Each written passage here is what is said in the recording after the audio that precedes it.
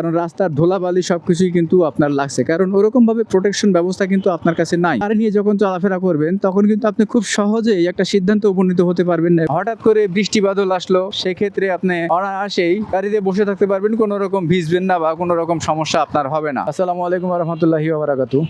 সবাই অনেক অনেক বেশি ভালো আছেন তো বন্ধুরা, পুরান ঢাকার কাজটা শেষ করে আবারও যাচ্ছি ঢাকার দিকে।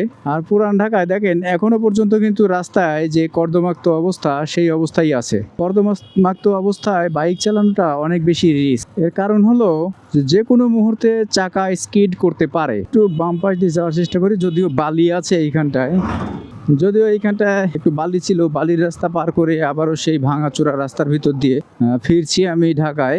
রাস্তার পরিবেশ, প্রতিকূল অবস্থা সমস্ত কিছুই বিবেচনা করতে হবে। যে অনেকেই বলে শাকিল ভাই আপনি গাড়ি কেন কিনেন না? আসলে দেখেন একটা বিষয় বলি, যে গাড়ি নাকি বাইক কোনটা আপনার জন্য অ্যাপ্রোপ্রিয়েট সেটা আপনাকে আগে বুঝতে হবে। আপনি কি কাজ করেন, কোন রাস্তায় চলাফেরা করেন, এই সমস্ত বিষয় বিবেচনা করেই কিন্তু আপনাকে একটা সিদ্ধান্তে উপনীত হতে হবে। আর যদি গাড়ি কিনি তাহলে গাড়ির হিসাবটা একটু অন্যরকম হবে, বাট আমি যে কাজটা করি এতে আমার দৌড়াদৌড়িটা একটু বেশি হবে, যে ক্ষেত্রে আমি গাড়ি নিয়ে সময় মতো পৌঁছাতে পারবো না। এই কারণেই কিন্তু আমি বাইক নিয়ে কাজ করি, এবং আমি একজন বাইকার, সেহেতু আমার ফার্স্ট প্রায়োরিটি একটি বাইকেই থাকবে, এটা স্বাভাবিক বিষয়। তো গাড়িটা আসলে কাদের জন্য অ্যাপ্রোপ্রিয়েট সেটা একটু বলে দিই। গাড়ি হচ্ছে তাদের জন্যই অ্যাপ্রোপ্রিয়েট যারা কর্পোরেট লেভেলের জব করে, বড় অফিসার, দেখা যাচ্ছে তারা স্ট্যাটাস বজায় রাখার জন্য একটা গাড়ির দরকার হয়, তো তারাই কিন্তু গাড়িটা আসলে ব্যবহার করবে। আর আমি যে কার্যক্রমগুলো করি সেটা বাইক রিলেটেড কাজ, এই কারণেই আমি সবসময় চেষ্টা করি বাইক নিয়ে যাতায়াত করার জন্য, এবং বাইক নিয়ে যাতায়াত করার বহুবিধ সুবিধাও আছে। আচ্ছা আসেন আগে দেখি যে অসুবিধাটা কি, তারপরে আমরা সুবিধাটা জানি। বাইক নিয়ে কাজ করার প্রথম যে সুবিধা সেটা হচ্ছে যে আপনি খুব কম সময়ের ভিতরে যানজটপূর্ণ এলাকা দিয়েও আপনি আপনার নির্দিষ্ট গন্তব্যস্থলে খুব সহজেই যেতে পারবেন। যেখানে ঘন্টার পর ঘন্টা ঢাকা শহরের যানজটে বসে থাকতে হয় গাড়ি নিয়ে, সেই যানজটটা কিন্তু আপনি ততটা পাবেন না। একমাত্র সিগন্যাল যখন হবে, সিগন্যাল হলে সমস্ত গাড়ি দাঁড়িয়ে থাকবে, তাই আপনি দাঁড়িয়ে থাকতে বাধ্য। যখন আপনি গাড়ি নিয়ে চলাফেরা করবেন, মানে কার নিয়ে যখন চলাফেরা করবেন, তখন কিন্তু আপনি খুব সহজেই একটা সিদ্ধান্তে উপনীত হতে পারবেন না, এবং আপনি যে একটা অফিসে ডিউটি করছেন, অফিসে যাচ্ছেন, চাকরি করছেন, সেই সময় মতো পৌঁছানোটাও আপনার জন্য অনেক টাফ হয়ে যাবে।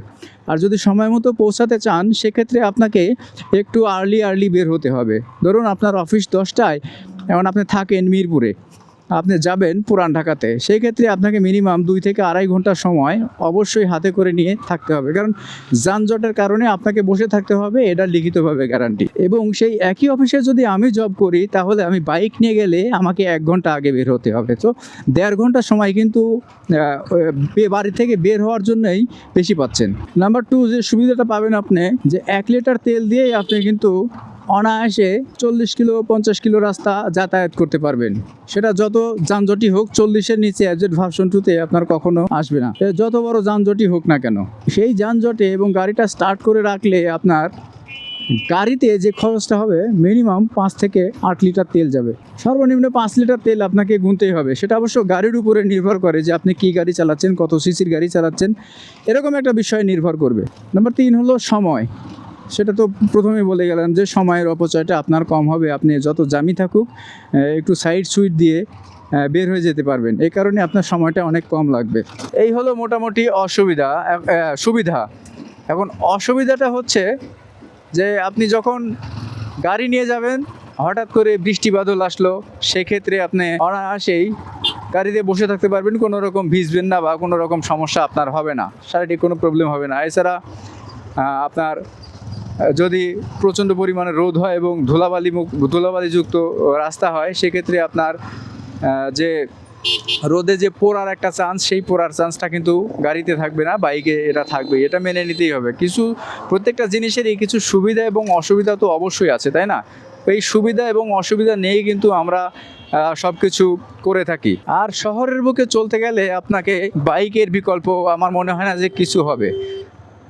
যদি আপনি একজন শৌখিন মানুষ হন, যদি আপনি বাইক ভালোবাসেন, তাহলে অবশ্যই আপনি সেই গাড়িতে কখনোই যাবেন না, আপনি বাইক নিয়ে কিন্তু কমফোর্টভাবে চলাফেরা করতে পারবেন। আর একটা বিষয় হচ্ছে যে মোবিল, মানে চারিদিকে কিন্তু আমাদেরকে হিসাব নিকাশ করে দেন তারপরে পা ফেলতে হবে। হিসাব নিকাশ করবেন না তো দেখা যাচ্ছে যে মাসে আপনি 50,000 টাকা ইনকাম করতেছেন, 50,000 টাকা যদি আপনার গাড়ির পিছনেই চলে যায় বা 40,000 টাকা গাড়ির পিছনেই চলে যায়, তাহলে একটা সময় আপনি আর গাড়ি চালাতে পারবেন না এবং সেই গাড়িটা আপনাকে বাধ্যতামূলক বিক্রি করতে হবে। সেক্ষেত্রে বাইক যখন আপনি চালাবেন, বাইকে ততটা খরচ নাই, যেটা গাড়িতে খরচ আছে তার 5 ভাগের 1 ভাগ খরচও কিন্তু আপনার বাইকে হবে না এবং গন্তব্যে আপনি খুব দ্রুত চলতে পারবেন।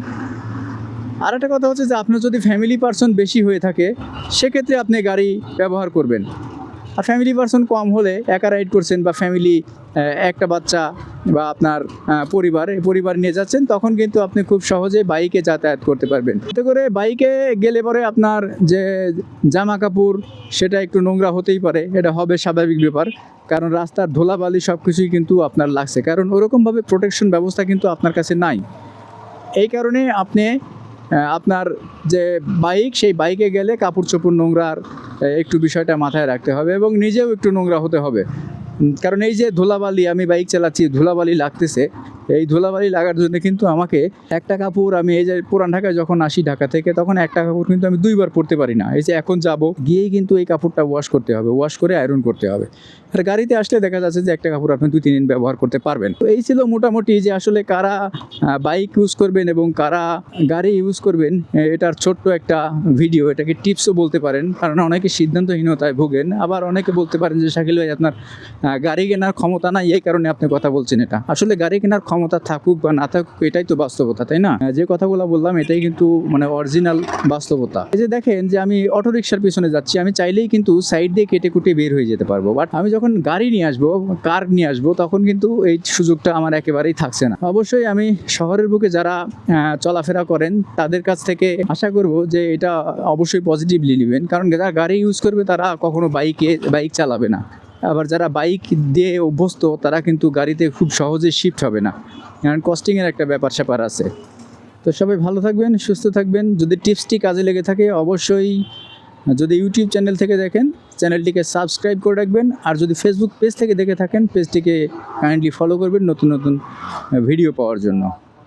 এই যে আমার পিছনে যে গাড়িগুলো ছিল দেখছেন তো, গাড়িগুলো কিন্তু ওই পিছনেই পড়ে আছে, বাট আমি কিন্তু ঠিকই বের হয়ে আসতে পারছি।